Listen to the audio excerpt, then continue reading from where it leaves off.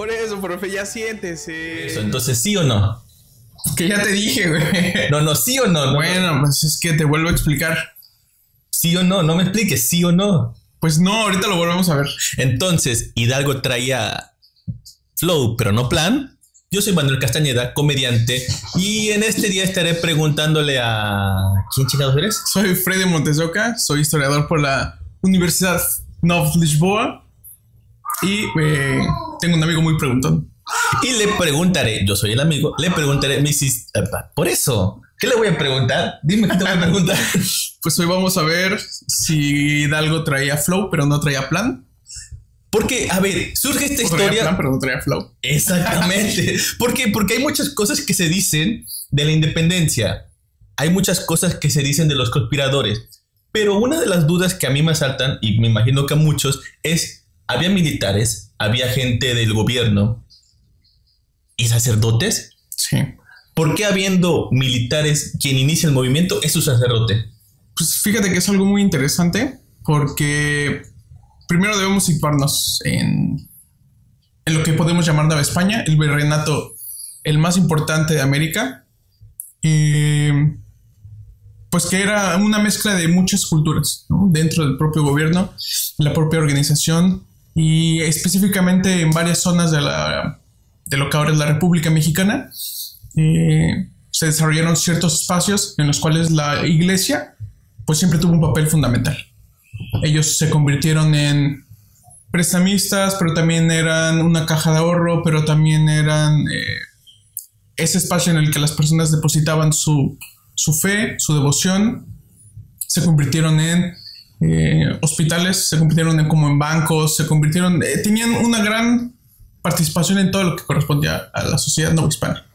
Entonces, por eso, un sacerdote. Y siendo un país tan grande y la capital desde aquellos años ya era lo que hoy es la Ciudad de México, ¿por qué en el Bajío inicia el movimiento de independencia?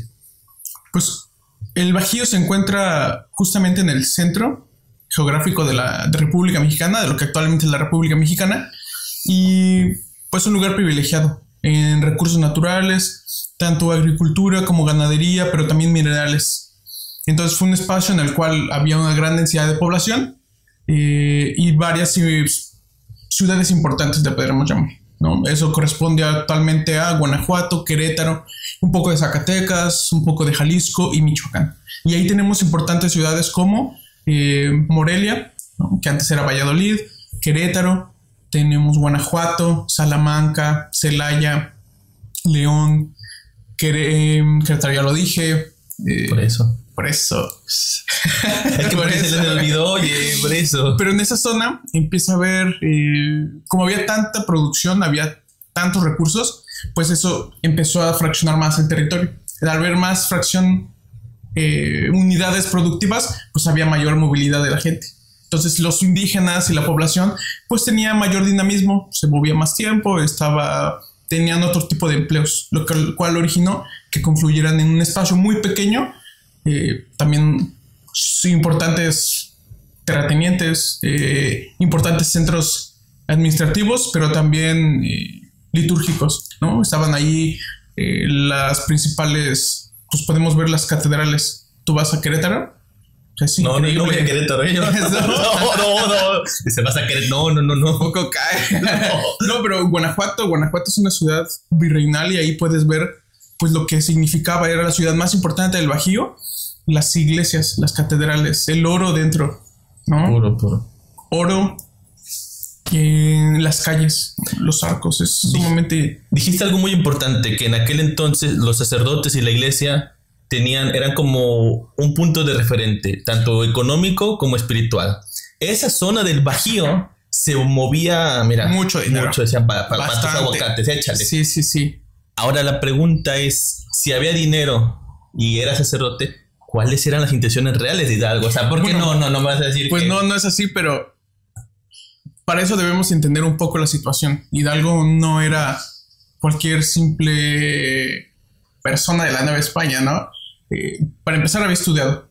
Claro. Que ya para ese entonces saber y leer y escribir era Claro. 2 niveles encima. Sí, porque ¿no? él no era color cartón. No era. O sea, no que era quede color claro, cartón. no había algún retrato oficial no existe algún retrato oficial de Hidalgo, No. pero podemos intuir por los antecedentes históricos que él no era piel cartón. No, él seguramente para nada. era un mi rey, era un paps. ¿Qué pedo? Pues para esa época podría decirse que sí.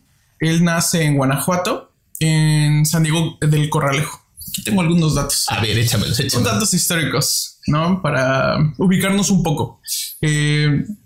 Su familia era de criollos. O sea, él tiene una posición privilegiada desde que nace, en la cual le daba acceso a educación.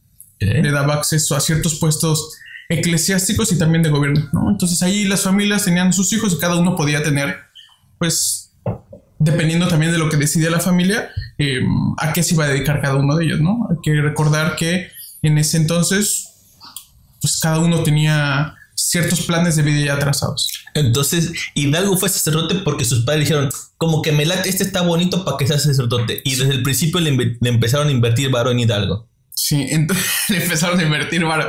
Pues, si lo pones así, sí, porque él se va a Valladolid a estudiar a un colegio jesuita.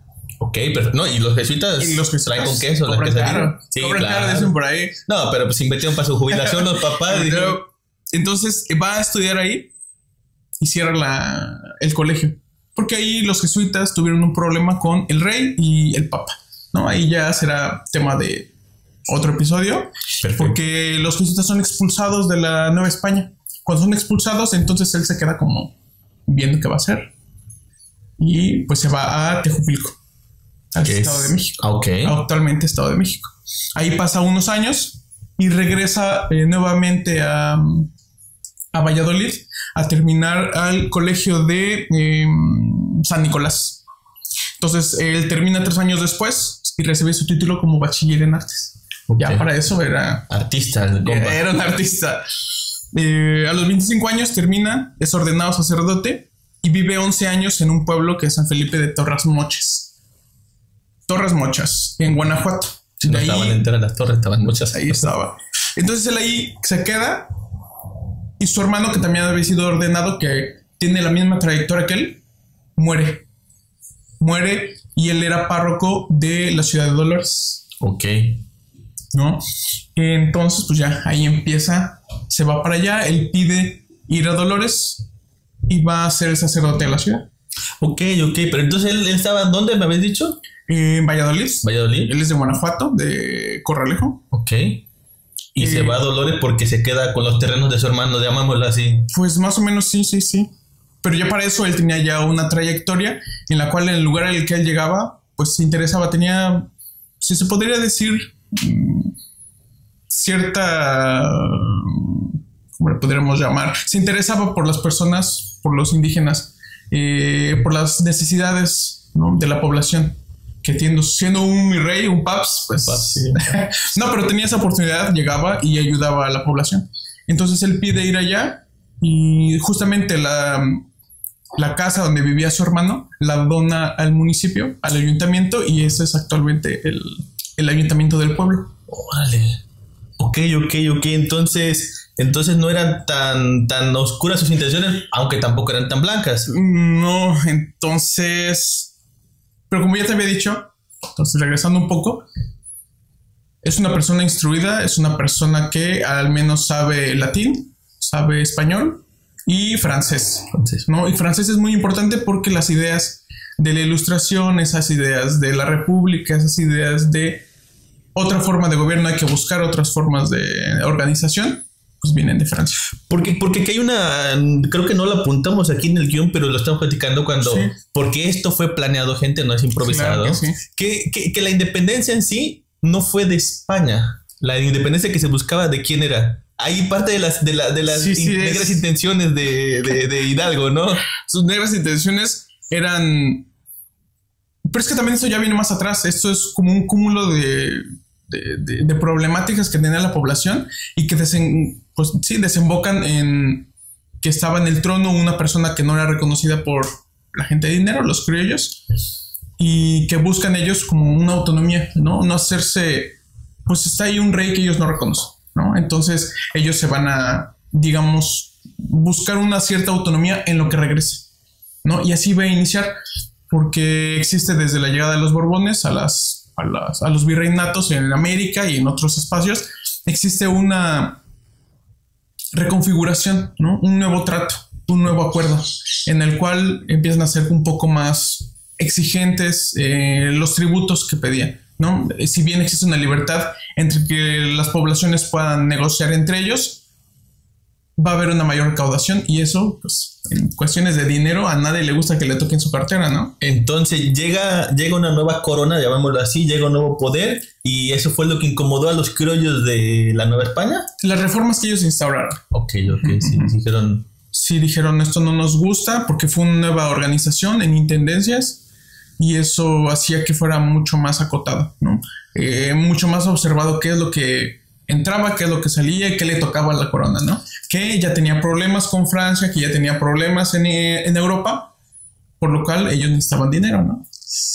Entonces pues les empezaron a recortar. Le empezaron a recortar los recursos, y la gente, otra vez empezamos, porque había un cura, había militares y había gente de la administración gubernamental, pues son las tres personas a las que más les duele el billete, ¿no? La cartera, cuando viene otro a ver. Claro, porque estamos conscientes que no había ningún color cartón ahí en el equipo de la élite, ¿no? De los organizadores. O sea, no había un piel de bronce que dijera, a ver, vamos a luchar por... Entonces la independencia sí no era la independencia, la lucha de la independencia no inicia por una independencia como tal, como de dejar de pertenecer a, sino como una lucha de poder.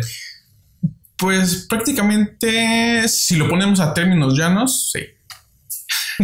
Porque si bien él grita y sale la madrugada del 16 y toca la campana y salen 10 personas, ahí es cuando empiezan a aparecer lo que podemos llamar el pueblo, ¿no? La bola a la que se junta. La perrada, la banda. La perrada, Nos van a funar en el primer capítulo. Exacto, entonces es la gente que llega y empiezan a ver como, pues yo también tengo esos problemas, ¿no? Yo también necesito un cambio de... Yo puedo aspirar a esto, quiero, pues, no pagar tantos impuestos. A ver, ahorita, esto no estaba en el guión, ahorita que lo dices, entonces, por lo menos la gente que estaba ahí cerca, que no era la élite, sino el pueblo, la banda, ¿sabía de este movimiento o en el momento dijo, caray, esto me interesa, y dijo, lánzate por el machete? No, obviamente había antecedentes de las conspiraciones, porque esta no es la primera, la de Hidalgo, Allende, Aldama y la corregidora de Querétaro, doña Josefa, y no fue la primera, ¿no? Entonces ya había varios intentos, y en todos esos nos volvemos a ver quiénes son: eclesiásticos, militares y gente de la organización, ¿no? Que pues no hay ninguno que sea color humilde. Entonces, pues siempre fue un problema de la gente que le tocaban más sus intereses, ¿no? Claro. A los otros les tocaba, pues, tal vez servir, cambiar el nombre del patrón, ¿no? Y ya, hasta ahí. Entonces en el momento dijeron, pues mira, esto me interesa, vamos a soltar fregadazos, tráete el machete, ¿no? Sí, justamente lo que grita es que le dará, no recuerdo si es un peso a la gente que lleva un caballo, y le dará un tostón a la gente que vaya a pie. O sea, le dijo, aquí están tortas y frutsis. Sí. O sea, que los acarreos existen desde esa época. Más o menos. Solo que no había camiones. No había las millas. No había camiones con rótulos que decían Ecatepec. ¿No? Entonces empieza Miguel Hidalgo, da el grito, todos se traen sus caballos, sus machetes, empiezan los fregadazos, pero hay otra cosa ya acá, adelantándonos a lo mejor un buen tiempo. Van avanzando del Bajío, van avanzando más hacia el centro. Uh-huh. Y llega un momento en el que Miguel Hidalgo dice, nombre del papi, del Junior, de la palomita, buena onda, aquí los dejo, yo me retacho. ¿Qué pasó ahí? Pues lo que pasa es pues que yo creo que nadie se lo imaginaba. O sea, cuando él va y grita, se juntan 10 personas. O sea, no sale todo el pueblo que tú te puedes imaginar. No, claro, porque no es un pueblo de 800 personas. No, es un pueblo y salen 10, porque también fue en la madrugada. Claro. Y entonces empiezan a motinar. Y empiezan a llegar más y más y más. Y que ellos van avanzando y se va juntando más gente y más gente y más gente, ¿no? Entonces... Tengo aquí un poco la ruta, porque la ruta sí no me la aprendí. No, es que fuera de broma, esto es interesante. Bueno, a mí me causa mucha curiosidad porque, o sea, tanto en los libros y en todos te venden como que él da el grito y está todo el pueblo, todo está alentado y sí, antorchas y vámonos, y se fueron ahí. No, entonces fueron como 10 personas porque dijeron, híjole, ya tocó el gallo, ¿qué es esto, no? No, entonces ellos salen de cuando Hidalgo da el grito de Dolores, actualmente Guanajuato. Los insurgentes se dirigen a San Miguel del Grande, actualmente San Miguel de Allende. Claro. El mejor lugar para tus vacaciones, si eres un gringo de 50 años. Toman las plazas, se van a Celaya. De Celaya llegan ahí el 20 de septiembre. Acaban de pasar 4 días. De Guanajuato se van a Valladolid, ¿no? La gran capital la segunda gran capital. La primera es Guanajuato, de la zona del Bajío. Se van a Valladolid, hoy Morelia. Y ahí pasa algo que no se esperaba. Se revienta todo, empiezan a entrar a casas, empiezan los saqueos, empiezan a robar. ¿Pero quién? ¿Por parte de los insurgentes? Sí. Okay. Van ganando, pero se detonan, dice. Se detonan, ¿no? Se dejan ir, pero... Algo... no lo voy a decir. Pero se dejan ir y empiezan a haber destrozos. Y ahí es cuando él dice... Wow, aquí está pasando algo. No puedo controlarlo. Porque ya para ese entonces ya eran cientos de personas. Entran a la ciudad y hay varias quemas. No sé si queman toda la ciudad. Esos datos no los tengo tan certeros. Pero hay incendios, ¿no? Entonces te puedes imaginar pues, que él se sorprende. No pensé llegar tan lejos, digo. Exacto. Se queda y gana recursos. También había ahí personas que... compartían sus intenciones y a finales de octubre los insurgentes se van rumbo a la capital. Llegan al Monte de las Cruces, una de las zonas más importantes porque pueden ver el Valle de México, y ahí justamente hubo una misa y ahí es donde él, viendo todo lo que había sucedido, decide ir atrás. Él tenía un poco de miedo, sospecha, un poco de... No sabía lo que podía suceder. No sabía también qué es lo que estaba en la ciudad y también podía ser, o sea, el acabose del movimiento en, ¿qué te gusta? ¿Un mes? Claro, porque bueno, aunque por muy preparado que fuera Hidalgo, como lo dijimos, aunque sea de broma y broma, no era un militar, no tenía, o sea, simplemente él tenía una causa. Entonces él dijo, ¿sabes qué? Esto se está saliendo de las manos, y como Pilato dijo, mira, yo me lavo las manos. ¿Y a quién le pasó la antorcha? Pues mira, entonces él regresa a Querétaro. De Querétaro va a Guadalajara, donde ahí hace promulga la libertad de los esclavos y la abolición, mejor dicho, de la esclavitud. Pero de ahí empieza él a perder, ¿no? Esas batallas las empieza a perder y corre rumbo al norte. Okay. Corre al norte y es atrapado. Y pues me le cortan la cabeza. Entonces el gran movimiento de Hidalgo dura, yo creo que no llega ni al año. En 1811 él ya estaba colgadito en la Lóndiga de Granaditas, recibiendo la herencia de la Rosa de Guadalupe. De la Rosa, sí. No, en serio. Sí, entonces, sí. O sea, nos lo pinta como que duró mucho el fregadazo, pero no fue en un año. Ok, entonces, pues mira, ahí Hidalgo, pues me lo desviven, ¿no? Me lo desviven, exacto. Me lo desviven, me le quitan, dicen aquí, me le tiran a vida. Y llega otro sacerdote al poder. Sí. El gran Morelos. Bueno, pero para eso debemos entender que no es continuo y lo podemos entender la independencia como 4 grandes etapas que por consenso, ¿no?, de la comunidad académica la han puesto, ¿no? Entonces es el inicio, que es con Hidalgo, y los de la conspiración, que dura pues, como un año.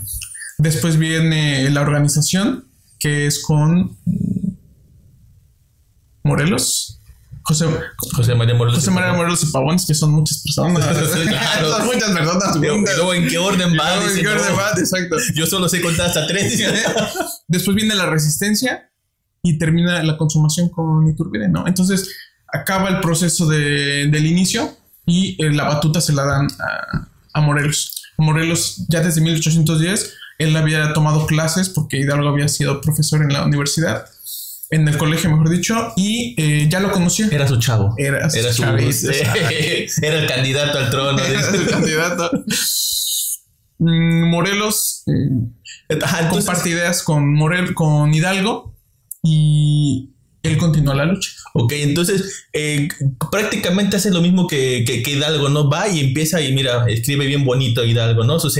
Pero ¿cuál Hidalgo? Morelos empieza a escribir bien bonito, ¿no? Escribe, mira, una muchas personas, con muchos sentimientos, ¿no? Sí, él da la organización y empieza con juntar un poco las bandas que se habían dispersado, los caudillos que habían aparecido, y le da un poco de organización al movimiento, ¿no? Se crea el Congreso de Apatzingán en 1814 y él ahí se presenta como el heredero. No el heredero, se presenta como el siervo de la nación. Ok.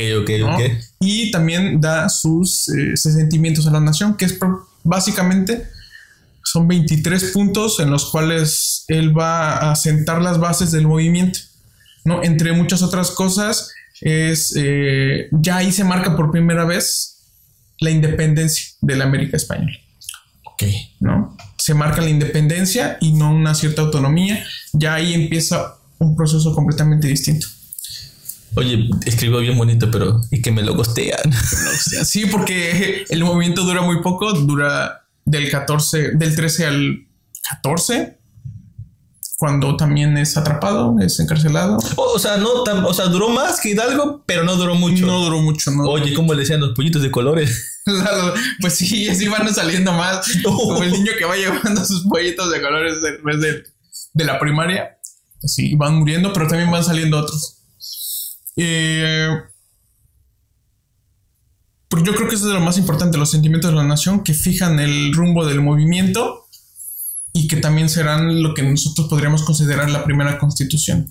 Bueno, las primeras intentos, leyes, reglas, lineamientos de lo que vendría siendo, ¿no? La nación mexicana, que es la religión única, va a ser la católica, la división de los poderes, que ya para ese entonces era una situación muy, muy adelantada. Se había visto en Francia, se había visto en Estados Unidos con esas revoluciones, y pues México también quiere ser parte. Pero yo no me quedo atrás, dijo. No me quedo atrás. El problema es que cuando muere él, pues el Congreso pues también cae. Pero pues esto no se queda aquí. Pues no. Es que volviendo otra vez, México después de todos esos fregadazos se vuelve un imperio. ¿Mentira o verdad? Sí, se vuelve un imperio. Pero bueno, antes de eso está lo más interesante, ¿no? Sí, cierto. Una de las cosas que la gente se pregunta más, si hubo abrazos pero no hubo balazos o... No, el famosísimo abrazo de Acatempa. El famosísimo abrazo Iturbide y Guerrero. A ver, ¿se abrazaron? ¿Hubo besito o no hubo besito? Bueno, empieza el periodo de la guerra de guerrillas, que es la resistencia, que va a ser el que va a desgastar completamente la Nueva España, porque cuando se independiza, cuando es la consumación, pues surge un imperio sumamente pobre, ¿no? Vemos ya desde el 10 al 14, ya son 4 años que pararon que el orden jurídico, constitucional no, pero el orden jurídico, el orden pactado, que daba cierta, pues, ¿cómo lo podemos decir? Estabilidad a la población, a los negocios, a todo eso, pues ya lleva 4 años parado, ¿no? Entre que sí, entre que no, que quién van los impuestos, a quién se los doy, a quién apoyas, tú de qué bando estás. Un caos. Entonces ya pasaron 4 años y después van a pasar otros del 14 al 20, unos otros 6 años, que es una guerra de guerrillas. Okay. ¿No? Caudillos en ciertos lugares, o sea, ¿no? Levantamientos. Parece entonces ya no había corona, ya no había nada. Sí había, pero había poblaciones que estaban de un bando y otras que estaban de otro, ¿no? Entonces se peleaban, no había comercio, no había... Las minas estaban paradas, porque entonces ¿quién iba a pelear? Claro. ¿Quién iba a sembrar? O nos peleamos o sembramos. O vamos a la mina o nos peleamos. Ok. ¿No? Entonces son 6 años en los cuales pues el aparato, ¿no? La maquinaria va parando. Una guerra de guerrillas que va desgastando el poder virreinal, justamente, va teniendo cada vez menos peso, que es la etapa de la resistencia. Y no resistieron mucho. Resistieron 6 años hasta que llega el virrey de Apodaca. Ok. Que quiere hacer como... ¿Cómo se podría decir? Pues quiere acabar con el levantamiento. Cuando quiere acabar con el levantamiento, empieza a pues ofrecer indultos. Unos los aceptan, otros no, a los caudillos que están apareciendo. Y uno de los más importantes es Guerrero, que va a ser sumamente relevante en este proceso porque él es el que ayuda a la consumación. Entonces, Guerrero es como el que empieza a sentar las bases de la paz. De la paz, exacto. ¿Y quién diría, no? Oye, no. Pues, sí, mira. Ay, no. Me van a... Sí. Ay, ya está medio calor, déjame tomar. Pues sí, entonces él empieza a tener acercamientos y para este entonces ya él, desde el gobierno realista, no, el lado realista, la corona obviamente, ven en Iturbide, en uno de los generalísimos, no, por decirlo así, la oportunidad para apaciguarlas. Entonces le piden a él que él había sido, que él es criollo, sumamente, claro. Había estado todo el tiempo del lado realista. Ok. Entonces eso es sumamente interesante. Criollo del lado realista. Sí, del lado realista. Y también entender eso, que de los dos lados, o sea, no fue una lucha de criollos contra peninsulares, contra españoles, y que los ejércitos no eran totalmente indígenas y totalmente españoles, sino que era pues lo que vamos a una mezcla de negros, una mezcla de indígenas, porque pues, el que estaba ahí le pagaban, el que estaba ahí pues también también era una forma en la cual ellos encontraban sustento. Entonces de los dos lados había una población muy mezclada. Entonces la guerra fue de indios contra indios, de negros contra negros, de criollos contra criollos, ¿no? Y en ese momento lo estamos viendo. Era donde hubiera más varo. Donde, pues no así, pero era muy homogéneo. ¿Homogéneo? Sí. O sea, mezclado. Ajá, era muy mezclado. Era muy difícil ver de qué bando eres, ¿no? Porque los dos ejércitos estaban constituidos. O sea, te veían, eres color humilde, pero no sé de qué bando eres, ¿no? Pues más o menos, exacto. Ok. Entonces, el gallo era Iturbide y era Guerrero. Sí. Y se van al monte. ¿Y qué pasó en el monte? Un secreto. El secreto en la montaña. Lo mandan a él y le dicen, tal vez tú tienes potencial. Se ve que le sabe. Y lo mandan para que él calme a Guerrero. Pues, ¿qué pasó? Que ve la oportunidad y dice, oigan, mi mamá dice que me veo bien, pues de emperador. Y no sé si llamarle traición, pero se voltea. Se une con... No. Ay, se voltea de bando. Okay. Bueno, también. Se va con el bando insurgente. Ok. Entonces hace las paces con Guerrero y después se cambia. Sí, se cambia.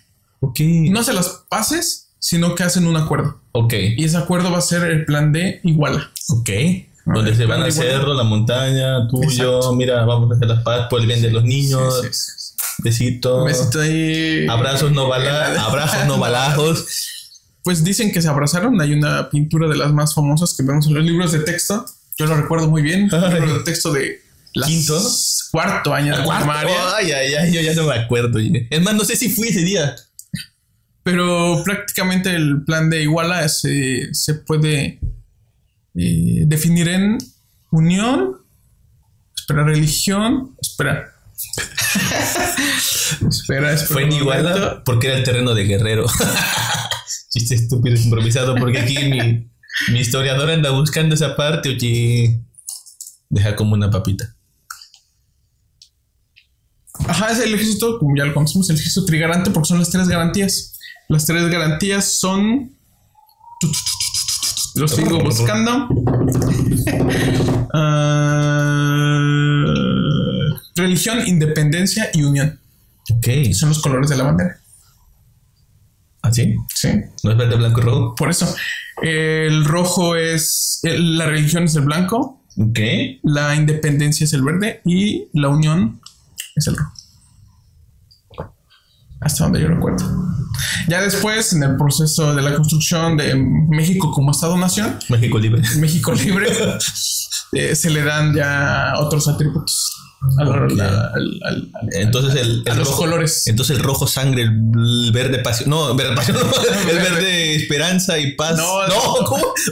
Sí, ya eso ya es una construcción muy posterior. Ok. Uh-huh. Entonces, después de que abrazos no balazos, y Iturbide dijo, pues mira, con permiso, seamos sinceros. Si había alguien que le estaba dando... ¿Quién? ¿Por qué? Pues mira, es interesante porque eso se da en 1821, ¿no? El plan de Iguala se da en 1821, ahorita no recuerdo, en mayo. Entran ellos... no, entran en septiembre. 21 de septiembre de 1821, ¿no? Pero él ya había acordado. Todo esto es muy político, ¿no? Una vez más vemos que no es la gente de abajo la que se organizó, no es la gente de abajo la que va a tener los frutos, no es la gente de abajo la que va a estar en las negociaciones. Fueron los que armaron los chingadazos, los que se rifaron el pellejo. Los que se rifaron, como siempre, macheteándole. Literalmente. Pero todo esto se va a arreglar arriba, ¿no? Entonces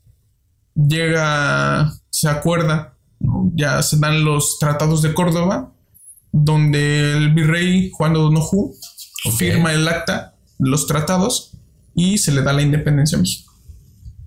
Entonces se empieza a ver cómo nos vamos a organizar.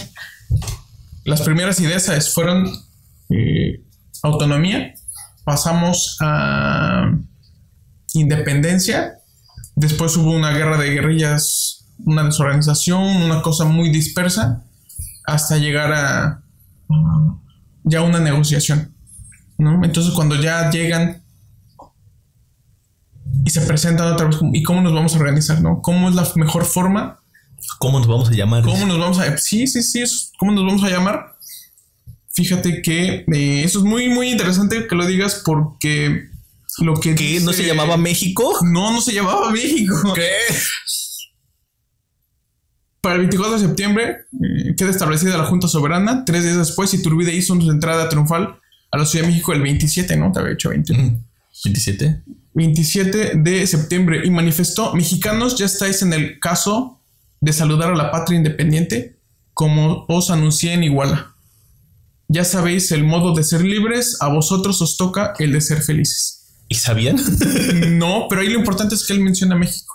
Ok, ahí desde entonces ya dices, pues podemos empezar a decir que ya no somos mexicanos. Se podría decir, pero otra vez ahí es una construcción de lo, pues era la capital la que toma mayor ventaja en todo esto, como siempre. Y pues México era la capital, entonces el país va a tomar su nombre. Pero ahí es donde se menciona por primera vez oficialmente como algo que va a suceder y va a pasar y va a sentarse, es que nos vamos a llevar a México, ¿no? Ahí ya les dice mexicanos. Mexicanos a Cristo de guerra. Pero, pues, ¿cómo él llega a ser el emperador, no? Porque llegamos de un rey al que no queríamos. Claro. Después pedimos autonomía. Después dimos independencia de un rey que tampoco queríamos. Y como de un rey pasamos a un emperador, ¿no? La misma gata, pero no más que revolcada. Exacto. Pero también debemos entender que México no es no son nuestras fronteras actuales, ¿no? Llegaba desde California, Alta California, actuales estados de Nuevo México, parte de Utah, Arizona, Texas, hay algunos otros estados, hasta el Centroamérica, ¿no? Era una forma en la cual era más fácil organizarse. Un territorio tan extenso con tantas problemáticas que la mejor forma fue encontrada en el imperio, ¿no? Entonces México se independiza como un imperio, el primer imperio mexicano, que va a durar solo unos cuantos meses. Pero ¿cómo llega ahí? Pues no cualquiera llega siendo... Claro. Y después ser nombrado emperador, pues atrás de él estaba pues la crema innata de la sociedad virreinal, ¿no? La sociedad criolla. Okay. Un criollo siendo coronado por criollos, exactamente. Wow. No van a coronar a un color humilde. Si no van a coronar a alguien, pues, del vulgo. De la perrada. De la perrada. Pues sí. Okay. Entonces, gente de dinero, para ese entonces, la capital tenía bastante peso, pero la zona más importante económicamente hablando seguía siendo el Bajío. Perfecto. Los nombres, pues no los tengo, pero... Entonces la diplomacia era en la capital y el varo seguía siendo en el Bajío. Sí, de las unidades más importantes por la propia producción, por la riqueza, sí era Bajío, y aún hoy podemos ver que son ciudades sumamente complejas, pero que están dentro de la ruta que va al norte y va al sur. Es una ruta sumamente estratégica. Aún hoy vemos para los señores de botas y sombrero. Es una zona pues importante. Claro, bastante importante. Ok, pero estamos hablando de que un 27 de septiembre, de diciembre, no, de septiembre, 27 de septiembre se dijo mexicanos somos y mexicanos seremos. Ok. Mexicanos semos. Pero eso fue dentro. Afuera, ¿cómo nos veían y en qué momento se dio ese reconocimiento? Pues también fue un momento en el cual los otros virreinatos ocuparon, o sea, aprovecharon para buscar su autonomía, que después desembocó en una independencia, porque los virreinatos se fraccionaron igual. Claro, o sea, porque no todo gira solamente fue México, sino paralelamente todas las demás colonias. Virreinatos, colonias españolas empezaron a decirme, caray, como que esto ya no me está gustando, y empezaron a ver trancazos en todo Latinoamérica. Sí, toda Latinoamérica. Pues está la caída de la Gran Colombia, el virreinato de la Gran Colombia, después llegaba el virreinato de Perú, y por último, si lo vemos así un poco, llega el virreinato del Río de la Plata. Ok, ¿no? que existe ahí un chiste que los chilenos se independizan antes que nosotros y envían un barco. Y cuando envían el barco y llega a México, ya te había pasado, ya éramos independientes. Llegaron ellos como, ya que les ayudamos, como, muchas gracias, pero ya no ocupamos, muchas gracias. Ayúdame, nomás a juntar la basura. Sí, pero sí los ocuparon justamente para liberarse del yugo español. Algunos tomaron más tiempo que otros, pero fue prácticamente en el 21 ya España había perdido el territorio continental, ¿no? De América. Perfecto. Porque seguía teniendo presencia en Cuba, seguía teniendo presencia en Puerto Rico, con Bad Bunny. Un poco, no recuerdo si las Filipinas, pero ya para ese momento todos como que nos organizamos. Si nos organizamos todos... no, ¿cómo era? Caray, eso era caray. Ajá. ¿Y en qué momento dijo España? Chin, he perdido. pues todavía no sabemos, ¿eh? Porque si te pones a pensar que ellos firman el 24 de agosto del 21, entra Iturbide el 24 de septiembre de 1821. Pero la firma, el reconocimiento oficial de la independencia de México por parte de España, porque también hubo intentos de reconquista. Claro. Desde Cuba, desde el norte, desde Tampico, desde toda esa zona. Le dijo, por favor, dame otra oportunidad. Voy a cambiar.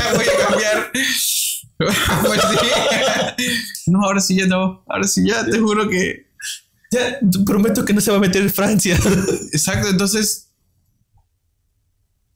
Pasan algunos años, bastantes años, hasta 1836. Okay. Y ellos firman el 28 de diciembre.